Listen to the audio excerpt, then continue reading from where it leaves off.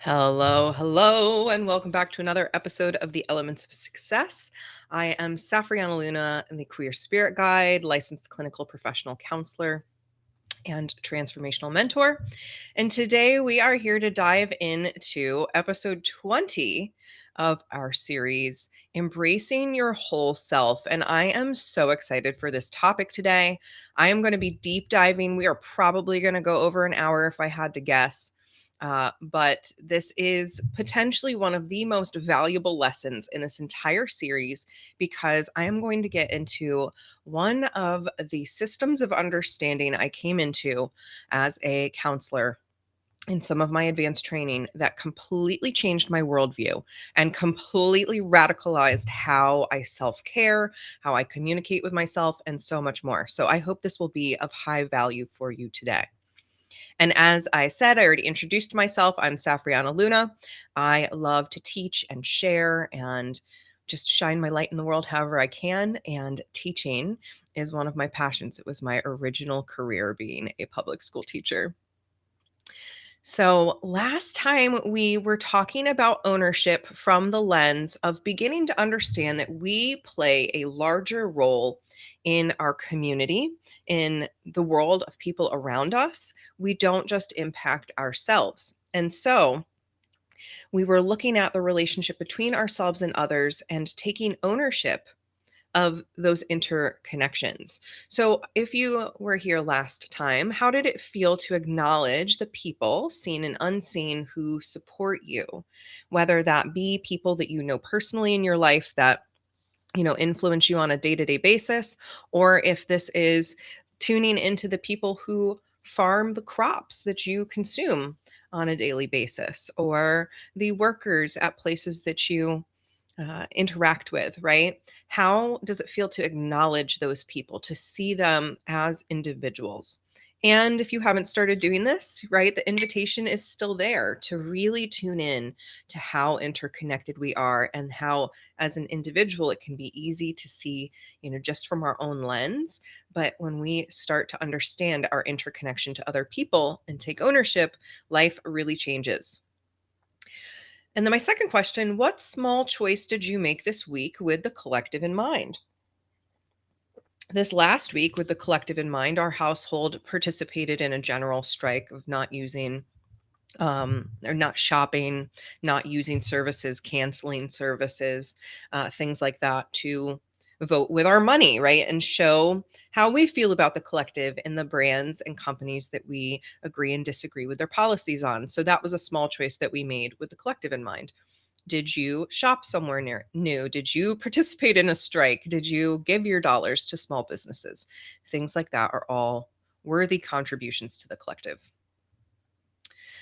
But now, today, we are diving into embracing your whole self. So we're moving from we belong in the collective to all of me belongs. And today I am going to be sharing with you, like I said, a framework that came into my consciousness as I was a therapist, getting a lot of advanced training and learning new techniques all the time. I was practically in a training like every month, it felt like. And internal family systems is what we're going to be exploring today. Internal family systems was created, I'm using some big air quotes here, by Richard Schwartz, aka Dick Schwartz. And I've had the pleasure of meeting him. He seems like a really great guy. And he acknowledged that so much of what is taught in internal family systems, indigenous wisdom keepers, and what white people would often refer to as shamans, but the medicine people really, the people doing the journey work, but those people were essentially accessing people's inner parts and spirits and things like that. And that is essentially exactly what internal family systems is doing, but from more of a intellectual lens than a spiritual lens. So I could literally enthuse about this for forever. That's why I said strap in. This is probably going to be a longer episode because there's just so much to teach. Highly recommend grabbing a notebook if you want to take some notes on these because you might immediately recognize some of these things in yourself.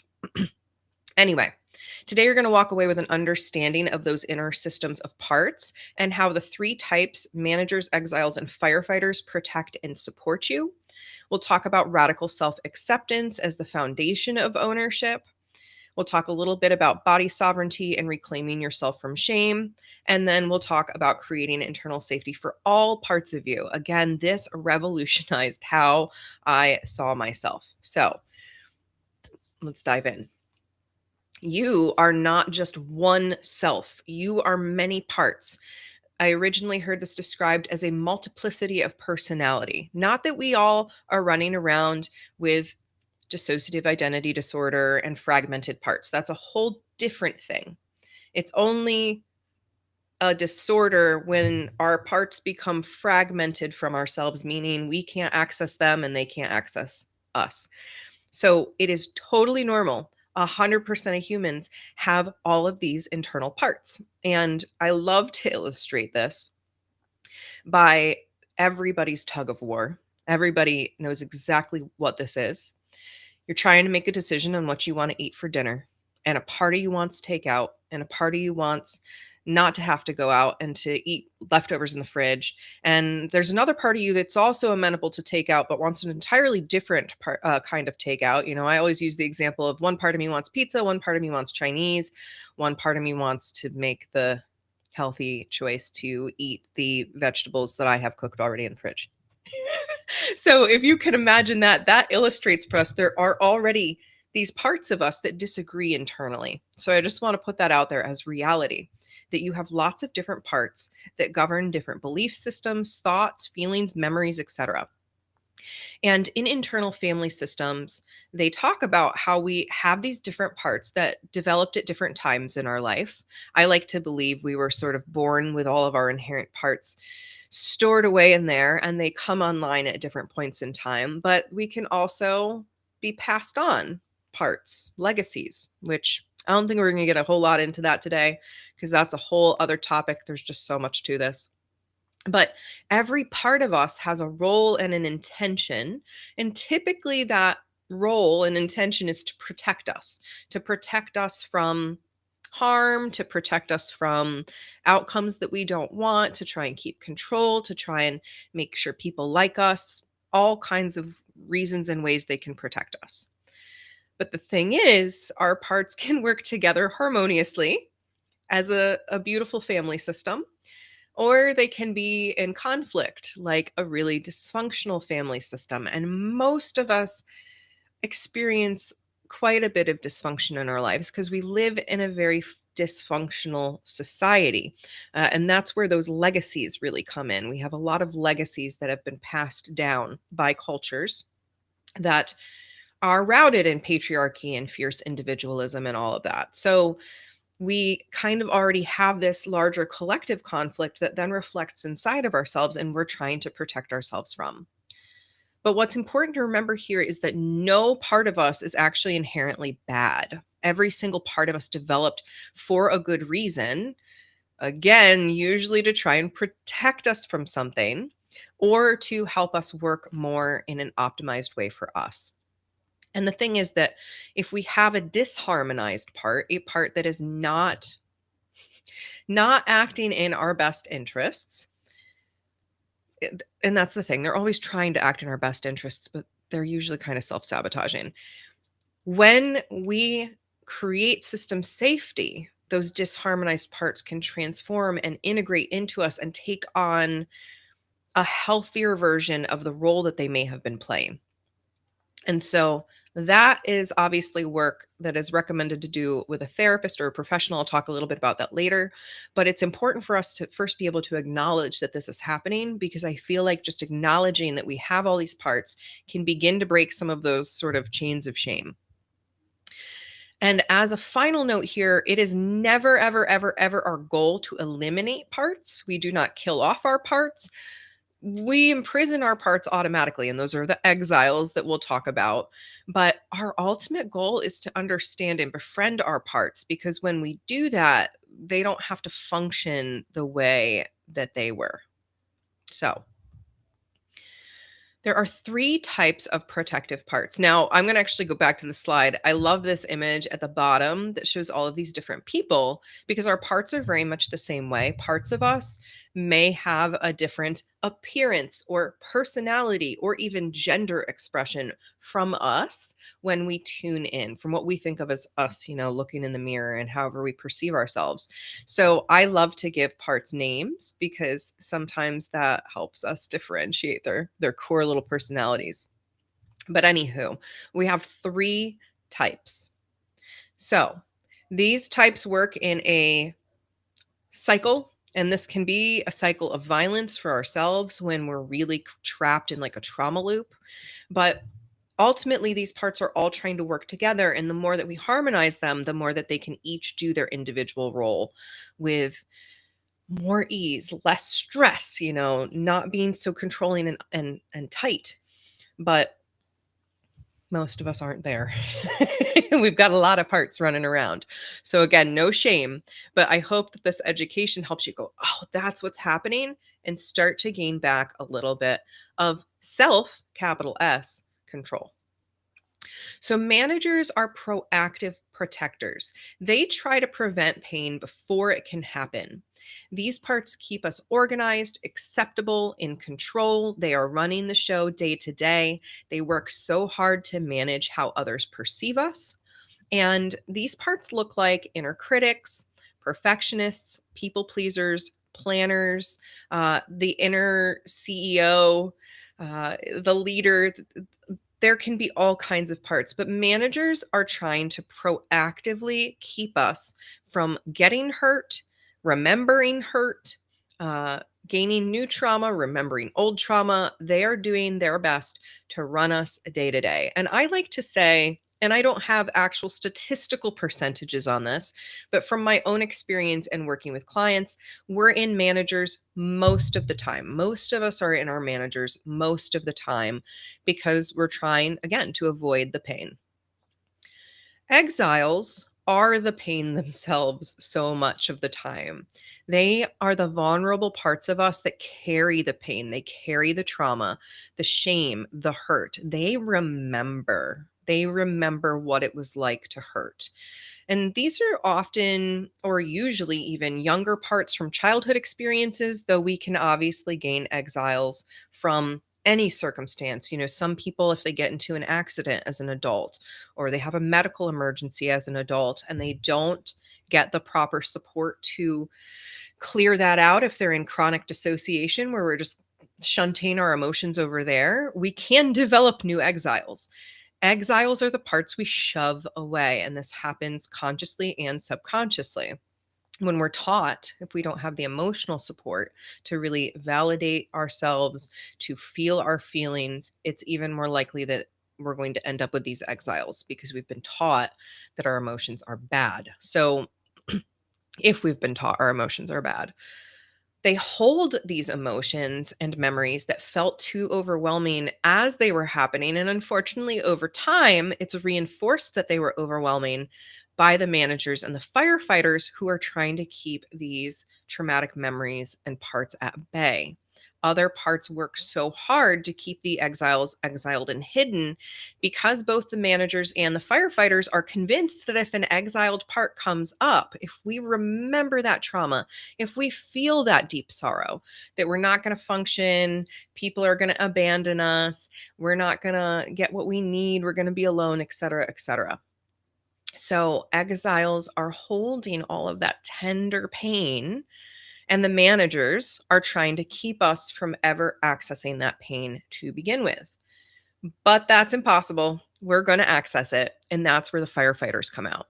So the parts are reactive protectors. They activate when an exile part gets triggered.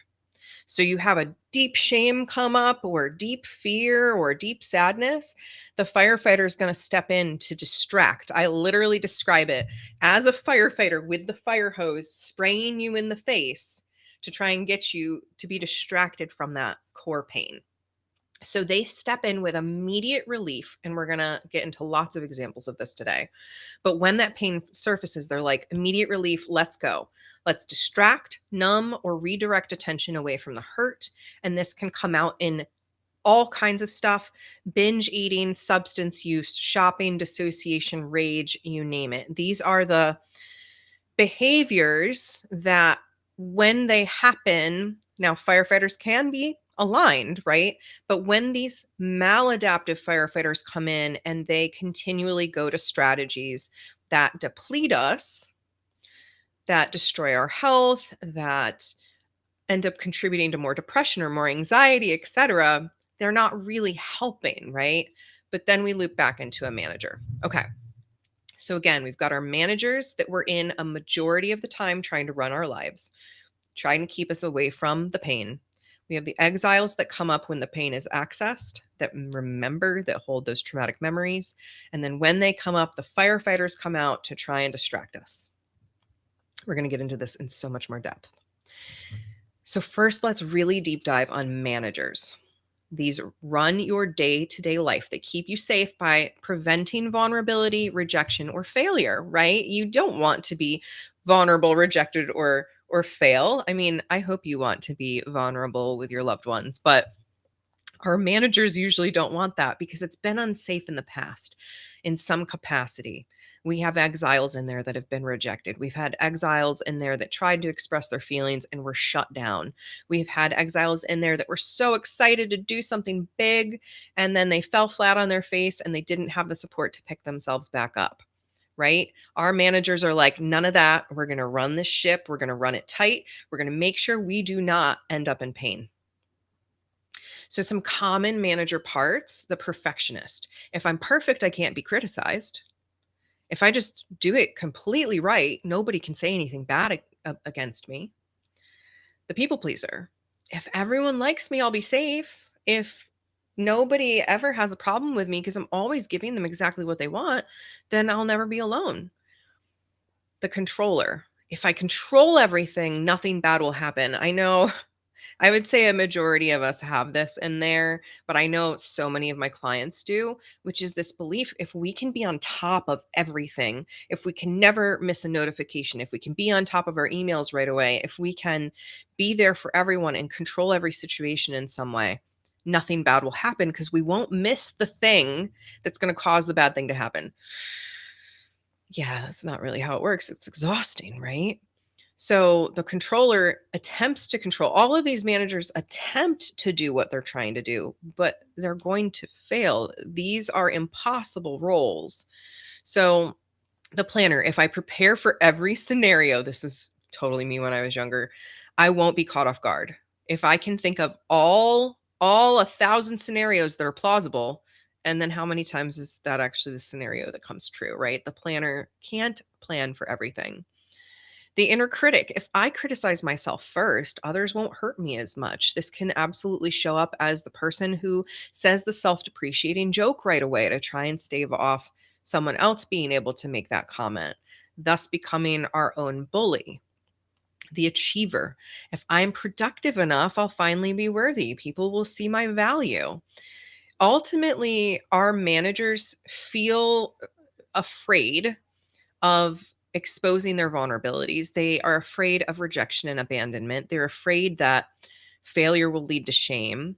And they're afraid that the exiled parts are going to emerge with their pain and we're going to lose control. People won't like us. We'll be imperfect. We haven't prepared for every scenario. Oh no, there's that thing I want to criticize myself about. How am I supposed to be productive when I'm upset? Right? So again, the managers are trying to run the ship and they're trying to run a tight ship. And they're so rigid because they learned this is how I stay safe. The examples I gave were just a few examples. There are as many types of managers as there are types of people in the world because we all have our own unique manager. And what I really want to emphasize is that with all of these parts, you have dozens, if not hundreds, of each of these types of parts in your system. You just probably access a few major ones a majority of the time, and then the others crop up. But some examples of why our managers are so rigid: again, they're trying to avoid the pain. If you experienced criticism in your childhood that was really harsh, your inner critic learned to criticize you first as protection. If love was conditional on achievement, your achiever probably learned worthiness through productivity and trying to work really hard all of the time.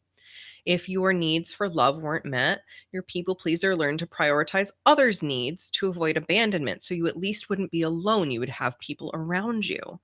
And if chaos felt dangerous, the controller learned to manage every detail to try and feel more secure. Again, your managers are doing their best. Unfortunately, in most cases, they're using outdated strategies that worked when you were young, but are now exhausting or depleting to you. And our goal is to help them relax and assist you in running your life instead of them running your life all the time. Understanding our exiles. So, our exiles, like I said, are the most vulnerable parts. They carry your wounds. They are the parts that your managers and firefighters work so hard to keep buried and hidden away. They, unfortunately, for them, for us, for the collective, have an important role, which is to store the information of what has hurt us or been not safe for us.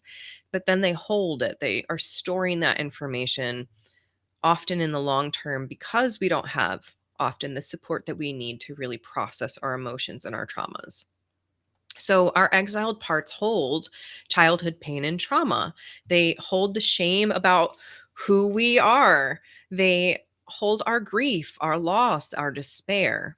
They often hold our unmet needs and therefore inform our other parts in trying to get those needs met. And they are the parts that hold often those core limiting beliefs that are buried really, really deep. I'm not enough is probably one of the most common ones. I'm too much, another really common one, or I'm not lovable. I'm not lovable enough. These are some core wounds that our exiles will carry deep, deep, deep in our subconscious. And we need to be able to witness it to release it. Again, our exiles are called this because other parts push them away because their pain feels unbearable. The managers and the firefighters don't want to feel the pain, hence developing the job to push it away. The exiles get locked in the past and they still believe they're in danger. This is the wild part about our exiles and why working with somebody to do this work is so important is because those parts of us still perceive themselves to be stuck in that past situation. So for example, if you're a person like me who experienced extensive childhood sexual abuse or physical abuse or emotional abuse, if you experienced any of those things, your nervous system may still have parts that are back there living in that traumatic reality still. And that is why we work with them. We work with them to help them liberate. And these hold frozen emotions, basically. They're just suspended in time. They stay hidden because the protective parts are working so hard to keep them buried. I believe if we didn't have the protective parts there trying to keep them buried, they would be up in our face until we resolved them, until we did the healing work that we needed to do. Our exiles, are really overwhelming when we don't have the support. I think that my stance is there's nothing within us that we haven't already experienced. So there's really nothing to fear in us. But our managers, they don't know that. They don't know that yet because in the past, it probably wasn't safe. So our protective parts fear that if the exile's pain surfaces, it will overwhelm your entire system. I hear this all the time when I do IFS work with clients. Their parts articulate, their managers especially, I don't want to look at that exile. I don't want to bring this to the surface because if I do, I'm going to be so overwhelmed, I'm going to miss a week of work. There's this fear that you will be flooded with emotions that you can't handle. And even that others will see you in your vulnerability, see you in your emotions and reject you, or that you will be re-traumatized. Of course, all of these are valid fears that it could happen, but with proper support, it's entirely possible to make spaciousness for these exiles to express without overloading the system. And that's where we negotiate, we set up safety, we create structure for working with these parts. And our healing ultimately happens when we can bring these parts back with compassion. I see you, I'm here, you're safe now.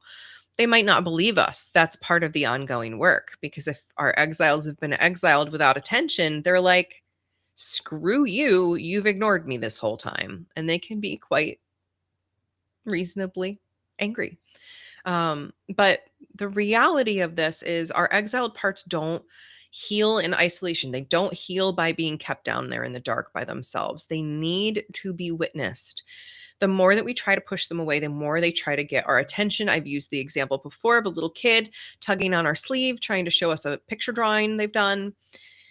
If we keep ignoring them and pushing them away, they're going to tug harder, they're going to get louder, they might cry. Our exiles are kind of the same, right? If we keep actively pushing one away that really needs our attention, it will bubble up and out eventually. And that can look really ugly for all parties involved, especially ourselves. And that's where the firefighters kick in hardcore. So it's important to remember that, the exiles influence our behavior from the shadows. So we want to go down into the shadows, bring some light in, help them out so that they can influence us in a different way. And it's really cool when we work with exiles, we can alchemize them. They can be reborn with a greater purpose for us. And actually find really beautiful meaning in some of their past experiences and what that has taught them that their system needs in terms of safety, peace, etc. If they're not healed, they will keep us stuck in old patterns. Firefighters. So, firefighters are like emergency responders. That's why they're called firefighters in this system. When an exile gets triggered and the pain starts to surface, the firefighter will try to jump in with immediate relief. Common firefighters look like substance use. This can be alcohol, drugs, medication, binge eating or restricting food, compulsive shopping or spending, dissociation or numbing out, rage and explosive anger, risky sexual behavior, sex porn addiction, for example, excessive exercise, scrolling social media for hours, or being a workaholic. Again, these are just a few examples of firefighters, but I really, I think that it's important to understand what all of these are trying to do. All of these examples are usually maladaptive coping because we're talking here addictions and behaviors that pose risk. Harmonized firefighters can look more like caretakers or suggesters stepping in to give us more adaptive coping mechanisms. But until we're really conscious of this cycle, it's hard to have any firefighters that are responding in a really positive way. Because again, their role is to distract you from emotional pain, provide immediate, even though it's usually temporary relief, and numb or redirect from the overwhelming feelings. Firefighters often get a bad rap because they so often engage in behaviors that look destructive or impulsive from the outside. And they often are. I want to be so clear there. They're trying to protect you from unbearable pain. They are stepping in when your managers can't prevent that exile from being triggered. And they provide relief when your system's overwhelmed. The firefighters are trying to get you back into your window of tolerance.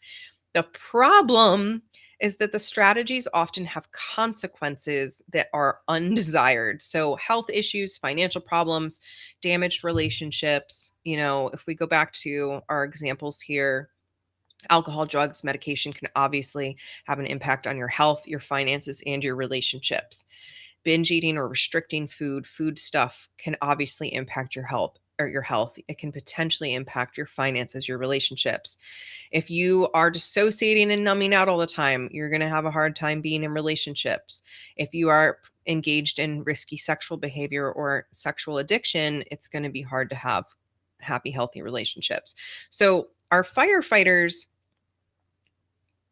are so important because they're protecting us, but can we liberate them into a more adaptive coping strategy? Because again, they provide this short-term relief in the moment, but they do not solve the underlying core wound. They do not heal that on our behalf. They're distracting. And unfortunately, these strategies can create shame, which activates more managers, which exhausts you further. The solution is in understanding what pain, so what exile is underneath that particular firefighter steps in around. So we can, again, go in, help that exile to liberate. And one last little note there that I just want to say about our firefighters is that our firefighters can become managers. So if we're chronically, and I'll use alcohol as the example because I think most of us are familiar with this, whether we've struggled with alcoholism in the past or we have a family member. But alcohol starts as a firefighter, right? It's I have this trauma, I have this pain, I want to avoid this feeling that keeps coming up. I'm going to drink to take the edge off. And then that particular, because there's so much chemistry in the brain and genetics and all of that with alcohol in particular, that can end up becoming a manager. And that's when it looks like alcoholism, because now alcohol is being used as a management strategy ongoing to try and keep the pain at bay. So any of our firefighters could potentially become a manager if that strategy keeps coming up and coming up and coming up, because the system is like, okay, well, I'll just manage everything via this strategy. So just kind of a word when we look at our own patterns there of, has that happened to you? Have you had a strategy, a coping strategy, or a firefighter that became chronic and shifted into management territory? Again, no shame, awareness. So now let's talk about the cycle. You could literally draw this in a wheel and see this play out. So this is how most of us work. Our managers running the show, bebopping along in life. They're trying hard. They're keeping us safe. They are being acceptable out in society. They're keeping things in control. They're doing their thing. Something triggers an exile. It could be a reminder of an old pain, a feeling of shame comes up, something scares us, something triggers an exile. Managers are going to temporarily try harder to contain the exile, but they're not going to be able to. That's just, they just can't. The exile's emotions come up more strongly.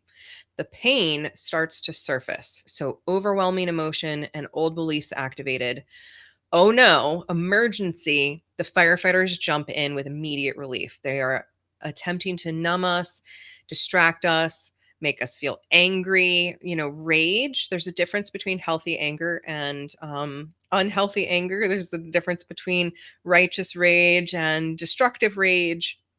So our firefighters usually go to the really destructive kind of rage and just, Hulk smash type feelings.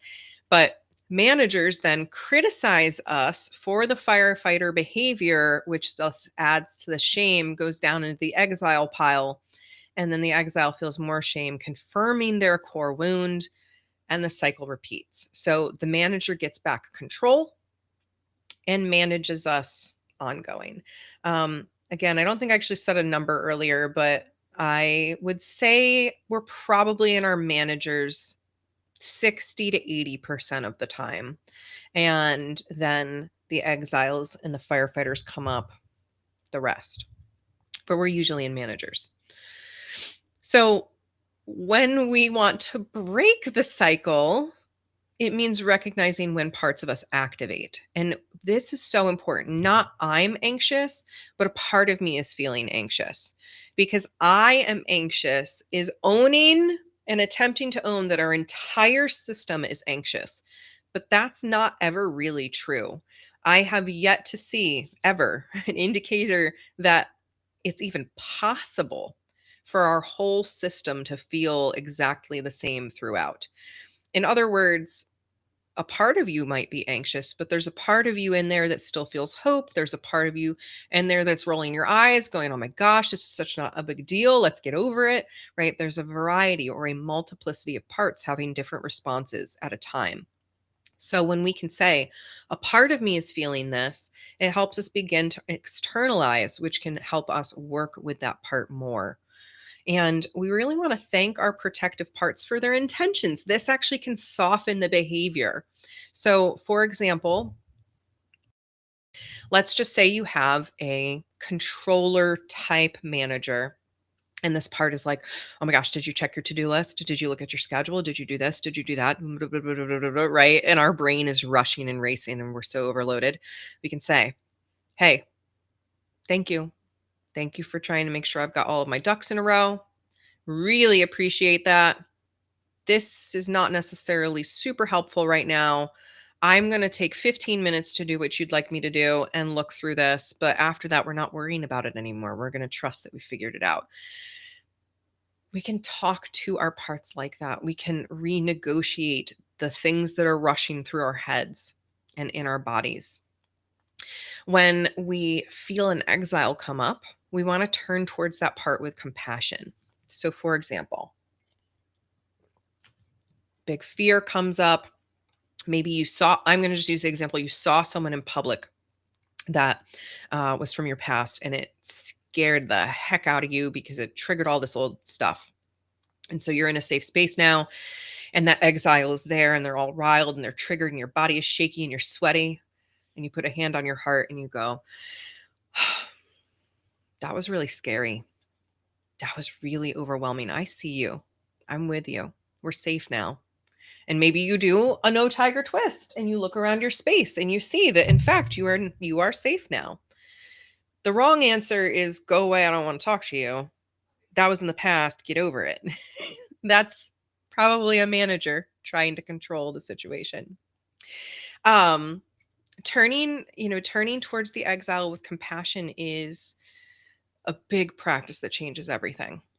And then we can help the exile release its burden. That is where it's really important to work with a therapist or with a professional to really work through that, because if we try to dive into our exiles alone, it can be very triggering and very trauma flooding. So it's good to have another nervous system in the room until we have our self, capital S, on lockdown. So, to move towards self, we want to practice radical self acceptance. This is welcoming all parts of us. Radical self acceptance means accepting you as you are right now, including all parts, even the ones that you have been taught to reject. And that's another thing. Sometimes parts of you that you've been taught to reject can end up as exiled parts. For me, as a queer person, I definitely had so much of that part of my identity locked away and in a corner, buried down deep for many, many years. Even though that part of me had no need to be there, society and other experiences taught me to reject it. So know that if you've been taught to reject a part, that's probably more about society and generational trauma than it has to do with you. And that's where I want to invite in radical self acceptance. So, radical acceptance is a concept from, well, I first read from Tara Brach. I don't know if she is actually the originator of the concept, but for me, I've taken this into radical self acceptance, acknowledging all parts of you without judgment, understanding that every part developed for a reason, a good reason, creating space for your emotions, your needs, your desires, accepting your body, your history, your complexity exactly as it is, and treating yourself with compassion. Again, trauma, traumatic memories. So many of us have been traumatized. It's really hard to accept our trauma. It's hard to accept the parts of us that have experienced trauma. But radical self acceptance is accepting all of it, not as a it's okay that that happened or it's all right, these bad things happened to me, but as a I accept myself even though I have experienced these things. So it really is this deeper compassion practice. And oh my gosh, if we could all just be compassionate to ourselves, the world would be a very different place, wouldn't it? So, radical self acceptance is not excusing harmful behavior towards others. So, I always love to use this example. It's not going, I'm a Scorpio, so I'm a bitch, and then being mean to people and being like, well, I'm just a Scorpio. That's not radical self acceptance. No shade to Scorpios. I love you. I've just heard this example used so many times that I like to throw it out there. We don't get to excuse our harmful behavior towards others. I believe that no matter what diagnoses we have or what we've been through, we do not have the right to treat other people poorly. So we're not making excuses for ourselves and saying, oh, well, I get a free pass because I went through that thing. Not the goal. Radical self acceptance is not refusing to take responsibility for your impact. Remember, we are in the ownership arc of elements of success right now. So, radical self acceptance is also ownership, owning our experiences, owning what we've been through, owning how that's impacted us, but not going out there and doing harm. Radical self acceptance is not spiritual bypassing, it's not toxic positivity. And it's not settling or giving up on doing our work, right? It's not going, well, I'm just traumatized and I'm going to be that way for forever. It is not letting parts run wild without boundaries. Self acceptance, especially radical self acceptance, looks so much more grounded in the desire for expansion, not always being forced to heal and do the work all the time, but expanding into more health, more happiness, more alignment. And it takes a lot of courage, I think, to step into radical self-acceptance because it requires us to have a different attitude towards ourselves in a society and a culture that profits from us rejecting ourselves. You have been taught to reject your body and to buy products to fix it. You have been taught to reject your desires and to suppress them because they're shameful, to reject your needs and instead be low maintenance and not have needs, to reject your anger and to always be pleasant and kind and smiling. You may have been taught to reject your vulnerability and to be strong and independent and to not rely on others. And you may have been taught to reject your pain and stay positive. So all of those things are so common in society, right? It's basically reject you and be a good contributing member of society. That is what I was taught growing up. So in a world like that, radical self-acceptance is revolutionary. My managers are trying their best to protect me. My exiles deserve to be witnessed and healed, not hidden. My firefighters are doing what they can with the tools they have, and I can help them get healthier. All of my parts are welcome at the table. I can create safety for my whole internal system. And that's the key right there. I can create safety for my whole internal system. Not making excuses, accepting that they've been through what they've been through. And now it's time for us, the adult, the self with the capital S, to step in and take care. So, one big thing I just wanted to talk about today is body sovereignty in your parts, because your body is where your parts live and they express themselves. And this is such a fascinating thing. This is as unique to you as it possibly can be. I'll give a few specific examples of myself, but generalizations here. Parts can show up in the body by just a couple examples. Managers creating tension. So maybe tight shoulders, clenched jaw, rigid posture. The managers are trying to hold it together, right? And run the tight ship. The exiles hold a lot of pain. They might come with things like heaviness in your chest, knots in your stomach, a very collapsed small energy, literal discomforts, tingles, pain, nausea, you name it. And firefighters often activate our nervous system. So could be dissociation, numbness, hyperactivation, etc., and all the things that come with that. I want to give just, like I said, a few personal examples. So when I am rushing around, I often find that I get a cramp on the top of my right foot. Okay. So specific. And the cramp is always between my pinky toe and my fourth toe, right back like 2 inches on the top of my foot. It's so specific. And I get this cramp right there when I am rushing around. Now, I could be energetically rushing, or I could literally be like hustling to the other side of the house because I'm in distress. I'm rushing, and I will get this very specific pain on the top of my foot right there between my toes. And that is a part of me saying, slow down. You're doing that thing. Stop rushing. I have another part. I get pings of pain either here on my head or here on my head. One means I am feeling unloved by others, and one means I'm feeling unloved by myself. And so when I get that pain in my head, I tune in. Okay, I'm self-devaluating right now, or I'm upset because I feel like so and so doesn't love me. So our parts communicate through these little pain signals, through tingles, through symptoms, through all kinds of means. And when we can get curious about reoccurring things, I think we can really change the name of the game. So, body sovereignty means your body belongs to you, not to an external system or person. You have complete autonomy over your body. You get to decide what feels good and what does not.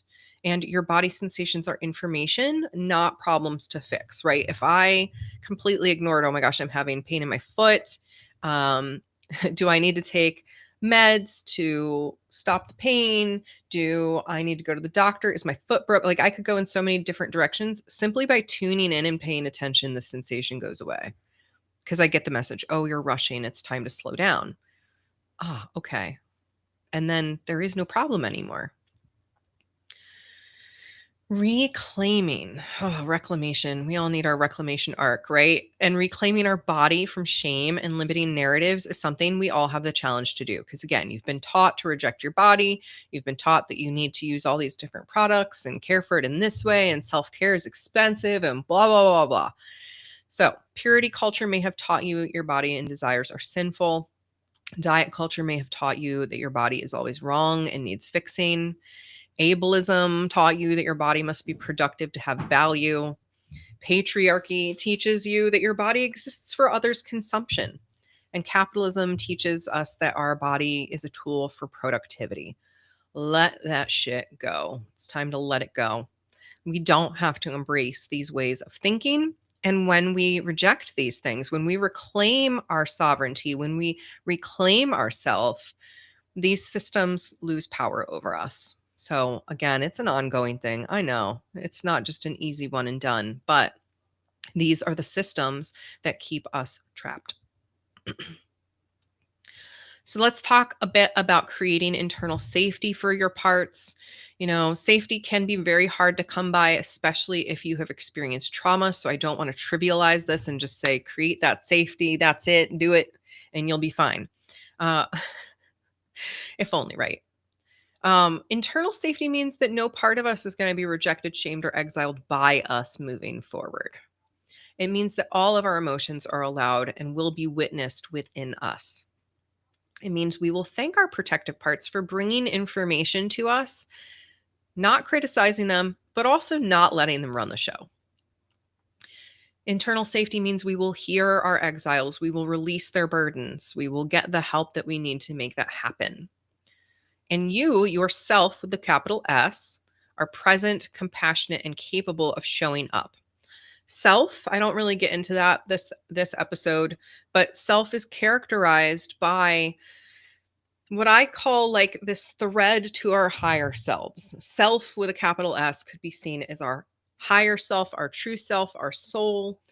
It's really boring. Self is pretty boring. It's kind of like the same across the board between person to person. So when we access self, it feels very calm, very here in the moment, very capable of handling the challenges. But a lot of us don't have that access to self yet because, for the most part, the managers are trying so hard to take control and be a stand in self. The goal is never to be in self all the time. It is to create safety for our parts to access self when they need it. So, to create this internal safety, we want to notice when parts are activated and we want to acknowledge it as a part. Oh, a part of me is feeling really anxious right now, not I'm anxious. We want to get curious rather than critical. What does this part need from me right now? Thank those protective parts. Thank you for trying to keep me safe. I appreciate it. Turn towards those exiles with compassion. Again, this sort of, I see you, I'm here, you're not alone. And offer new options. We have other ways to handle this now. Hey, system update. Parts don't know all the time what the rest of the system knows. You might be operating from a part that literally has no clue you have updated coping skills because they are in the pattern. So I like to call it a system update. And I tell my part, hey, system update. In reality, right now, this is what our circumstances look like. And we have this toolbox now. And then we update that part on what has changed. So let's talk about ownership and these parts, because that is the arc we're in with Aether. Your managers are probably pretty exhausted from running your life and trying to prevent every possible pain.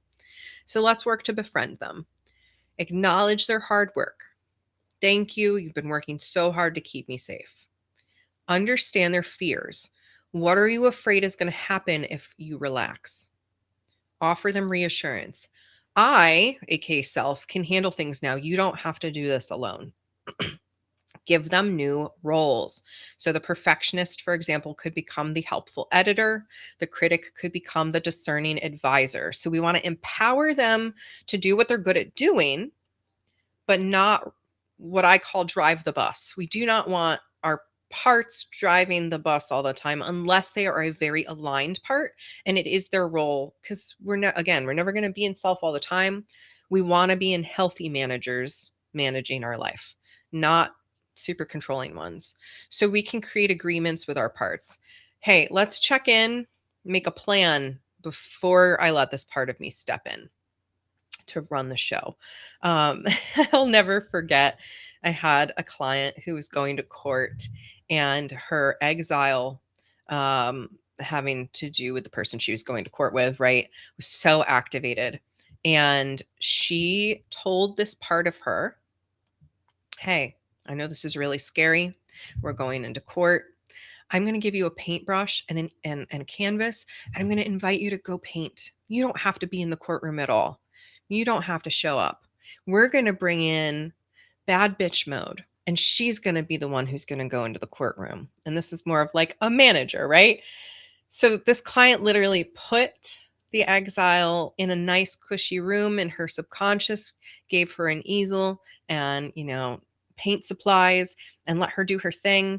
And then she allowed a manager part that was confident and knew what she was doing right come in and step forward and temporarily drive the bus through the court case so that her system wouldn't get overloaded. And that just is a perfect example of how, when we get to know these parts and we befriend them and we have more negotiating style relationships with them, we can have a really healthy internal relationship. We want to help them relax, because what happens when they relax is that you have more energy because you're not constantly trying to control things. You don't have parts of you running all around like their hair is on fire trying to control every outcome. You can be more authentic because you're not performing from these parts. You're allowing them to inform the system, but not drive the bus. You can take more risks because failure doesn't feel as life threatening. And you can be more vulnerable because rejection doesn't mean annihilation. It doesn't mean you're going to die and it's the end of the world. Self-ownership healing your exiles. I again note it is so advised to work with a professional to do deep healing work. When you work with your exiles, it is deep trauma healing work because these are the parts of you that hold trauma. So please don't walk into trying to heal your exiles and talk to them all the time and bring them up to the surface without some external support, because those parts are so charged, right? That if we have not scaffolded and built our way up to being able to hold them and we're trying to summon them, it's going to be really, really overwhelming. But again, here are some general tips. When we're healing our exiles, we want to turn towards them, not away from them. We don't want to continue the trend of rejection. When we feel shame, grief, or old pain, we want to stay present to it for as long as we can, not digging in deep and burying ourselves in it. But again, kind of like leaning towards that child. Hey, I see you.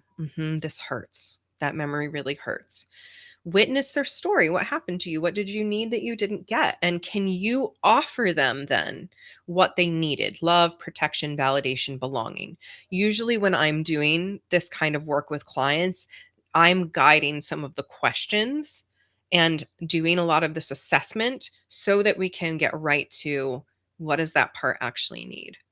Then there's a process of releasing their burdens. You don't have to carry the shame or belief anymore. It was never yours to begin with.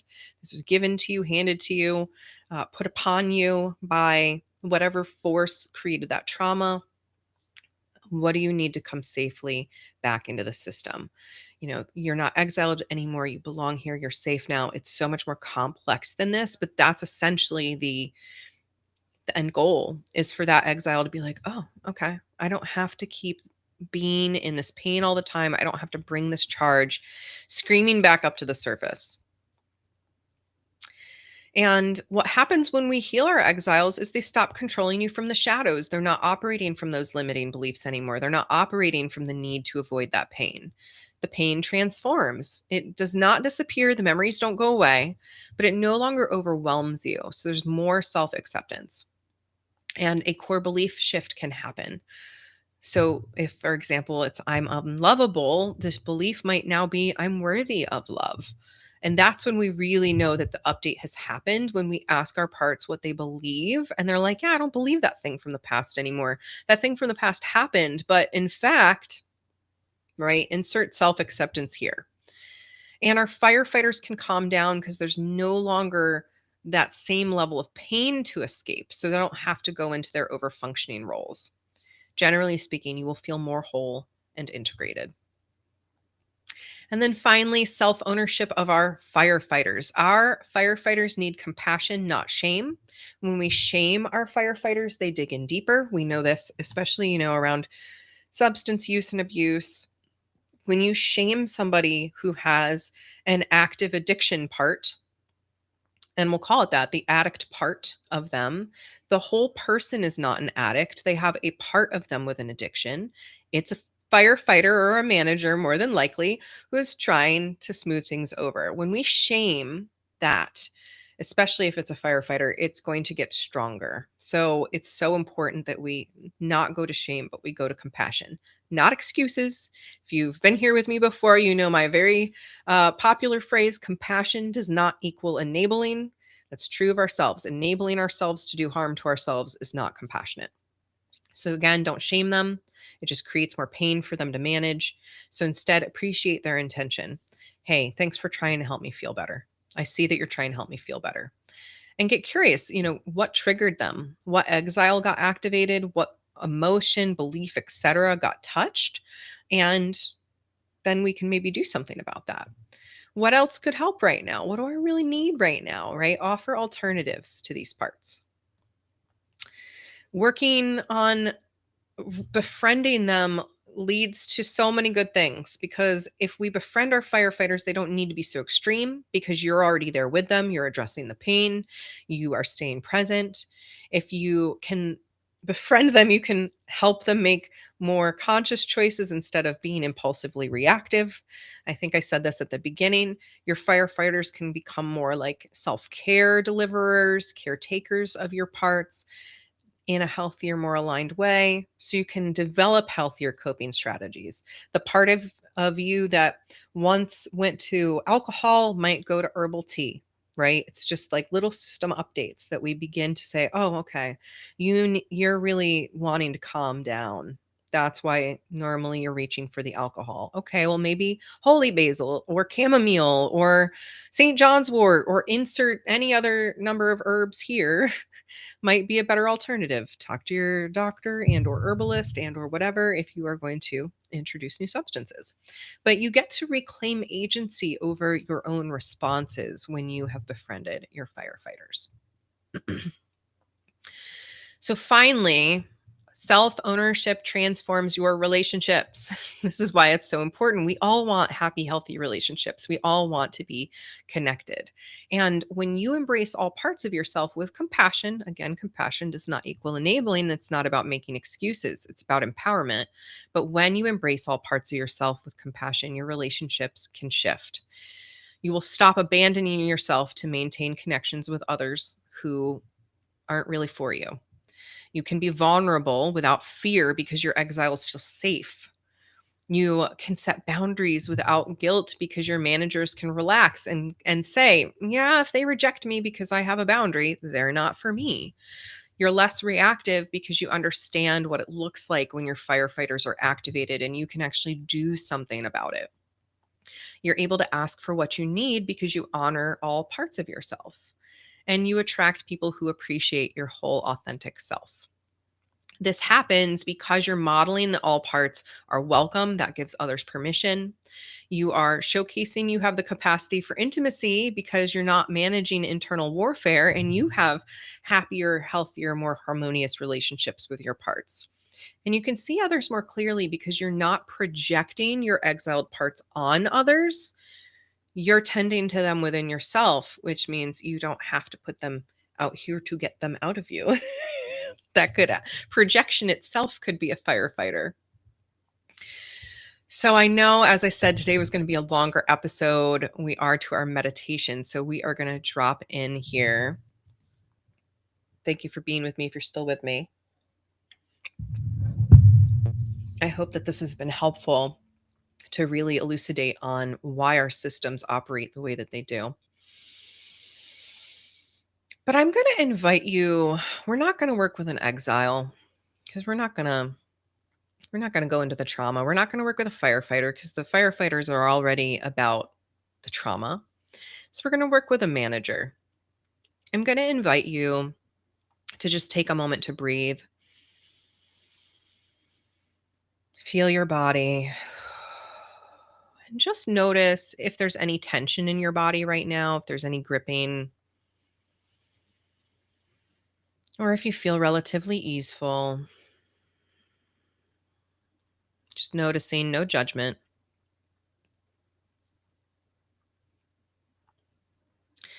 And we're going to just sort of scan our day to day for a manager. What's a part of you that is usually pretty present, that tries to help you run your life?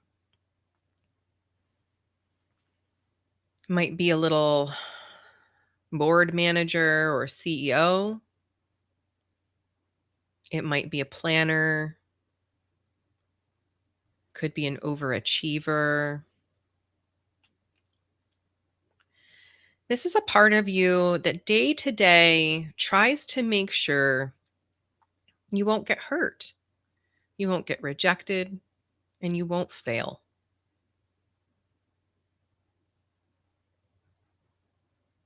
Does this part have an appearance?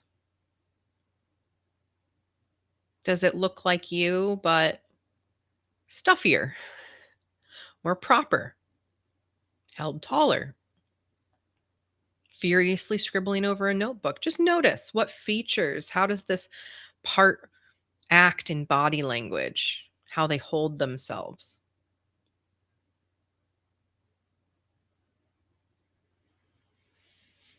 Do we want to give this part a nickname?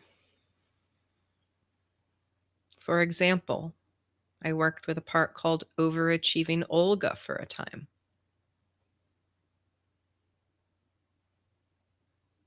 There could be a controlling Kathy. The name doesn't have to be yours. It could also just be the planner part, the achiever. But seeing this manager part of you as both part of you and separate from you, imagining them standing in front of you. And let's hear a little bit of their story. Why are they doing what they're doing?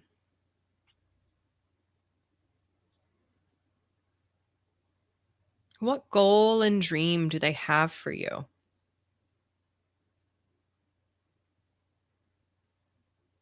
And how have they been trying to achieve that, helping you get to your dream?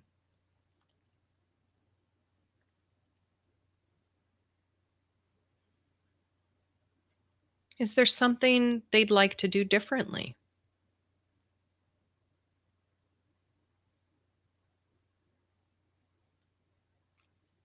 Is there a way they could see themselves doing their job in a more collaborative way with you?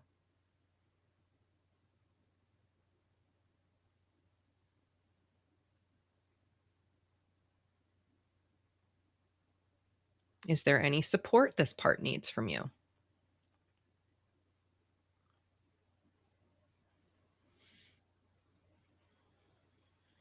Are there any other messages they'd like to give you today?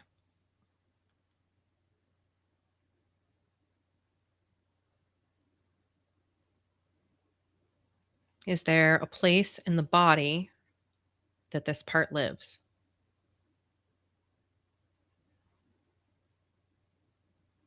And just noticing all of that information, anything that came through. Let's just give gratitude to this manager part. Thank you for doing your best to help me manage my life. I'd like to be in an even better relationship with you, to support you to do your role in an even more harmonized way. And I'm so grateful for the ways you've tried to protect me.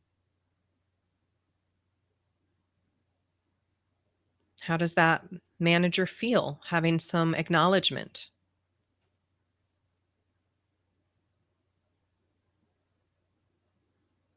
And then with one last thank you, you might let that part step back into your body or go to that place in your body where they normally live. But just gently releasing any conscious attention onto that part, coming back to the full body, head to toe, taking a nice deep breath, and knowing that you have the power to transform your inner relationships with yourself, with all parts of you.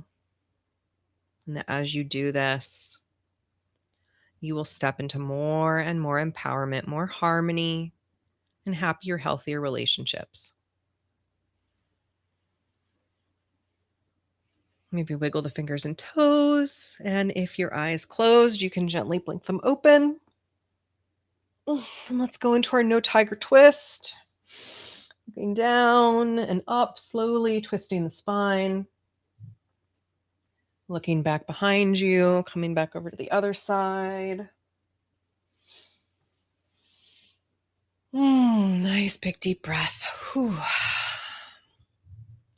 All right. So that brings us to the end of the episode today. And integration practices here. This week, consider acknowledging your parts.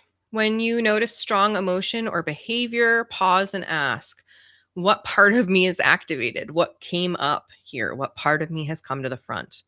And name it. This is my perfectionist manager. This is a firefighter trying to help me numb. This is an exile who is vying for my attention. Get curious. What does this part of me need? What is it protecting me from? And thank it. Thank you for trying to help. Let's see. We have a comment here. Took a long walk today, physically feel good, emotionally doing fine as well. I don't know what the inner manager is doing. I mean, we have so many different inner managers, right? And they might be trying to maintain our status quo. They might be trying to keep us calm, just try and kind of keep us where we're at. Managers don't want us to spike into really high emotions, but it's important to just notice the ways that they might intervene. So, until next time, we will be talking about recognizing self sabotage patterns next time. So, self sabotage absolutely can be a firefighter part, it can be a manager part, can be an exile part. It's one of those things that can come from a lot of different directions. But we will talk about common self sabotage patterns and their roots, how internalized oppression creates self sabotaging behaviors, protection mechanisms that no longer serve you, cultural conditioning around success, worthiness, and pleasure, understanding the why behind those sabotage patterns, and then tools for breaking limiting cycles with compassion. So, continuing our ownership arc, it is hard to believe we only have, I believe, 7. Well, okay, technically, when you count, I think it's 8. It's so hard for me to do math of, is this a math where the number itself is included in the end number of, yeah. Anyway, we either have 7 or 8 episodes left, but I am so excited to continue this series with you. I hope that you learned something useful today and that you can be gentler and kinder to your parts because they are doing their best sincerely to help you, to protect you from this wild world we live in. And again, the more that you harmonize your parts and you have this inner healthy relationship with yourself, the more you can co-create that out in the world. So until next time, my friends, I'm Safriana Luna. Bye for now.